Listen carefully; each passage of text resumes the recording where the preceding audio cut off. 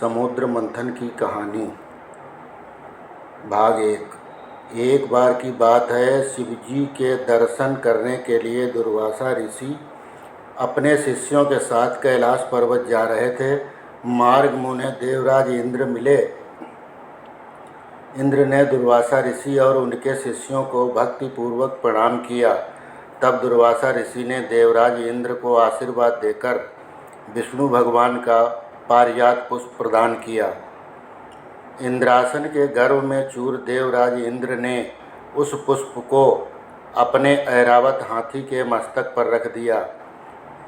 उस पुष्प का स्पर्श होते ही ऐरावत हाथी सहसा विष्णु भगवान के समान तेजस्वी हो गया। उसने इंद्र का परित्याग कर दिया और उस दिव्य पुष्प को कुचलते हुए वन की ओर चला गया। इससे दुर्वासा ऋषि नाराज होकर दुर्वासा ऋषि का शाप।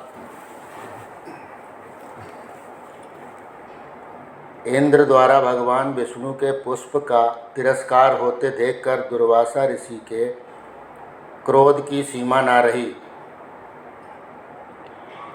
उन्होंने देवराज इंद्र को श्री लक्ष्मी से हीन हो जाने का शाप दे दिया। दुर्वासा ऋषि के शाप के फलस्वरूप लक्ष्मी जी उसी क्षण स्वर्गलोक को छोड़कर अदृश्य हो गईं। लक्ष्मी जी के चले जाने से इंद्र आदि देवता निर्बल और श्रीहीन हो गए। उनका वैभव लुप्त हो गया। देवराज इंद्र को बलहीन समझकर दैत्यों ने स्वर्ग पर आक्रमण कर दिया और देवताओं को पराजित करके स्वर्ग पर अपना परचम फहरा दिया।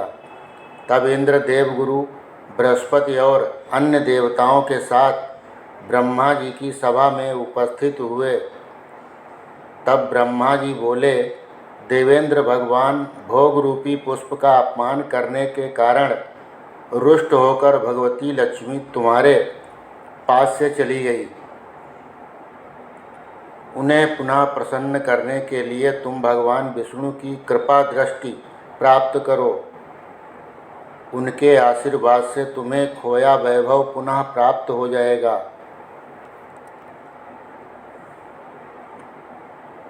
शाप मुक्ति उपाय। इस प्रकार ब्रह्मा जी ने इंद्र को आश्वस्त किया और उन्हें लेकर भगवान विष्णु की शरण में पहुँचे। वहाँ पर ब्रह्म भगवान विष्णु भगवती लक्ष्मी के साथ विराजमान थे। देवगण भगवान विष्णु की स्तुति करते हुए, भगवान आपके श्री चरणों में हमारा बारंबार प्रणाम। भगवान, हम सब जिस उद्देश्य से आपकी शरण में आए हैं, कृपा करके आप उसे पूरा कीजिए। दुर्वासा ऋषि के शाप के कारण देवी लक्ष्मी हमसे रूठ गई हैं और दैत्यों ने हमें पराजित कर स्वर्ग पर अधिकार कर लिया है। अब हम आपकी शरण में आए हैं, हमारी रक्षा कीजिए। भगवान विष्णु त्रिकालदर्शी हैं। वे पल भर में ही देवताओं के मन की बात जान गए। तब वे देवगण से बोले, देवगण मेरी बात ध्यानपूर्वक सुने। केवल यही तुम्हारे कल्याण का उपाय है। दैत्यों पर इस समय काल की विशेष कृपा है, इसलिए जब तक तुम्हारे उत्कर्ष और दैत्यों के पतन का समय नहीं आता, तब तक तुम उनसे संधि कर लो। क्षीर समुद्र के गर्भ में अनेक दिव्य पदार्थों के साथ साथ अमृत भी छिपा है। उसे पीने वाले के सामने मृत्यु भी पराजित हो जाती है। इसके लिए तुम्हें समुद्र मंथन करना होगा।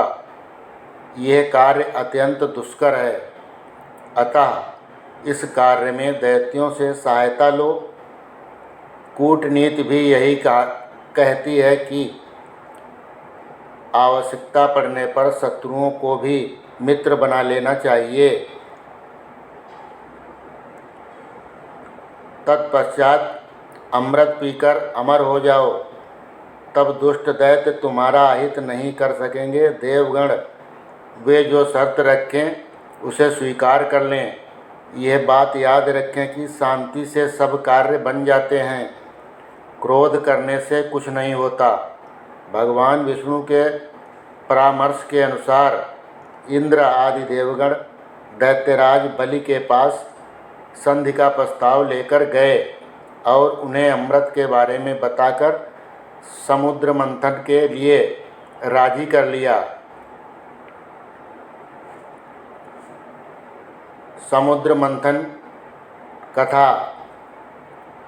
इसी क्षण मेघ के समान गंभीर स्वर में आकाशवाणी हुई, देवताओं और दैत्यों, तुम क्षीर सागर का मंथन करो। इस कार्य में तुम्हारे बल की वृद्धि होगी, इसमें जरा भी संदेह नहीं है। मंदराचल पर्वत को मथानी, बासुकी नाग को रस्सी बनाओ, फिर देवता और दैत्य मिलकर मंथन आरंभ करो।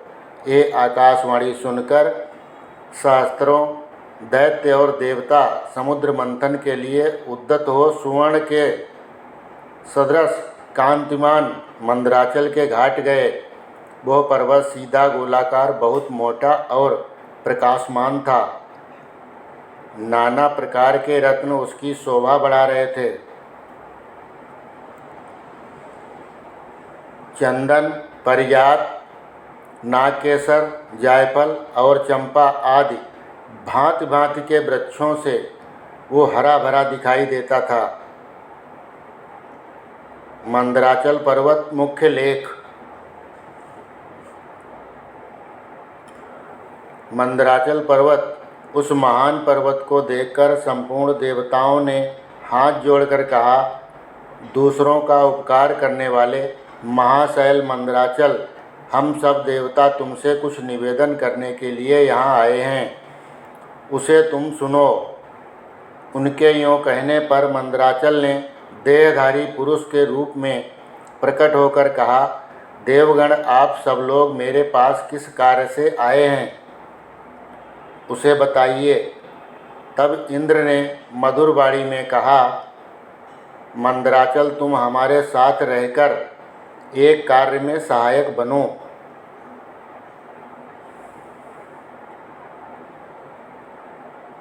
हम समुद्र मंथन कर उससे अमृत निकालना चाहते हैं। इस कार्य के लिए तुम मथानी बन जाओ। मंदराचल बहुत अच्छा कहकर उनकी आज्ञा स्वीकार की और देव कार्य की सिद्धि देवताओं, दैत्यों तथा विशेषतः इंद्र से कहा, देवराज, आपने अपने वज्र से मेरे दोनों पंख काट डाले हैं, फिर आप लोगों के कार्य की सिद्धि के लिए वहाँ तक मैं कैसे चल सकता हूँ।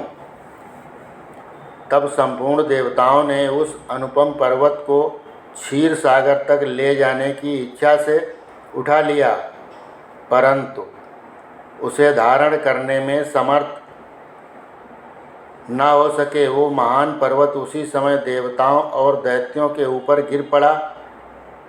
कई कुचले गए, कई मूर्छित हो गए, कई मर गए, कई एक दूसरे को कोसने और चिल्लाने लगे तथा कुछ लोगों ने बड़े क्लेश का अनुभव किया, किंतु इस प्रकार उनका उद्यम और उत्साह भंग हो गया। वे देवता और दानव सचेत होने पर नारायण भगवान विष्णु की स्तुति करने लगे। शरणागत वत्सल महाविष्णु, हमारी रक्षा करो, रक्षा करो। आपने ही इस संपूर्ण चराचर जगत को व्याप्त कर रखा है। विष्णु और बासुकी नाग।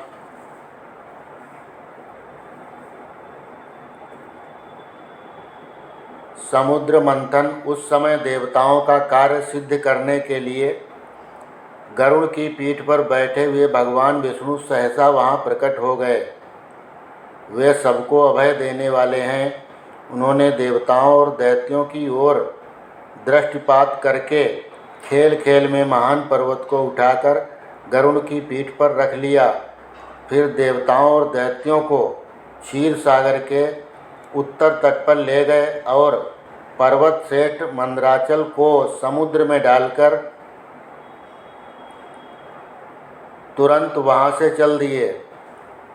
तदंतर सब देवता और दैत्यों को साथ लेकर बासुकीनाग के समीप गए और सभी उनसे भी अपनी प्रार्थना स्वीकार कराई।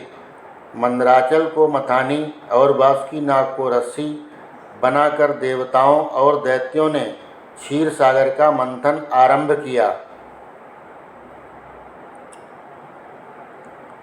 इतने में ही वह पर्वत समुद्र में डूबकर रसातल को जा पहुंचा। तब श्री हरि भगवान विष्णु कच्छप रूप धारण करके तत्काल ही मंदराचल पर्वत को ऊपर उठा दिया। उस समय यह एक अद्भुत घटना हुई।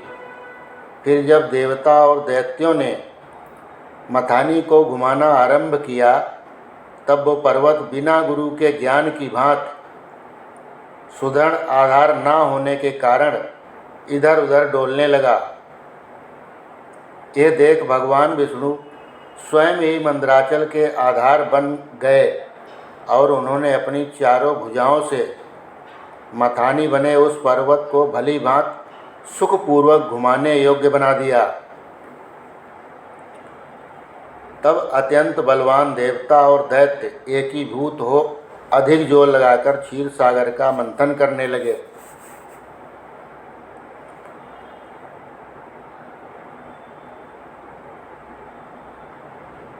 इस कहानी को पूरा सुनने के लिए लिंक नीचे दिया है, एक लाइक तो बनता है। धन्यवाद। नए हों तो चैनल को सब्सक्राइब भी कर लें।